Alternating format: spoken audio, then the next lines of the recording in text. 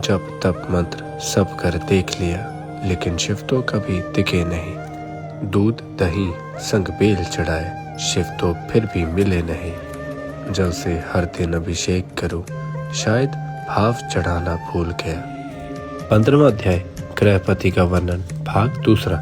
गृहपति बालक ने काशी में आकर एक शिवलिंग की स्थापना कर घोर नियमों का ग्रहण कर गंगा जल के 108 घड़ों का से प्रतिदिन पवित्रता पूर्वक शिव जी को स्नान कराया और नीले कमलों की माला समर्पित की तथा और भी उस प्रकार के सभी शिव नियमों का पालन किया। फिर तो उसके जन्म से 12 वर्ष में नारद के वचनों को सत्य करने के लिए वज्रधारी इंद्र उसके सामने आए और बोले, तुमको जो इच्छा हो वर मांगो।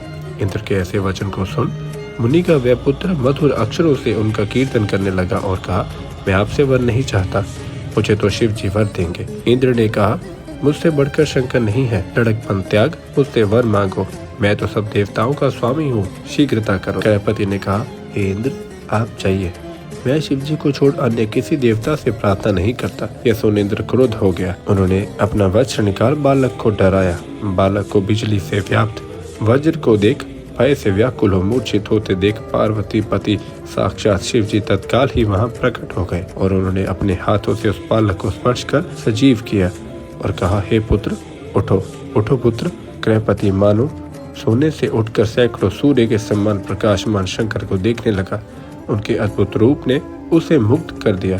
वह हर्षाश्रु से अवरुद्ध कंठ द्वारा गदगद वाणी तथा रोमांचित शरीर से महादेव जी की स्तुति करने लगा। शिव जी हंसने लगे, फिर बोले, यह तुम्हारी परीक्षा थी, मैंने ही इंद्र को भेजा था। अब मत डरो, मेरे भक्त को इंद्र तथा काल वज्र कोई भी नहीं मार सकता।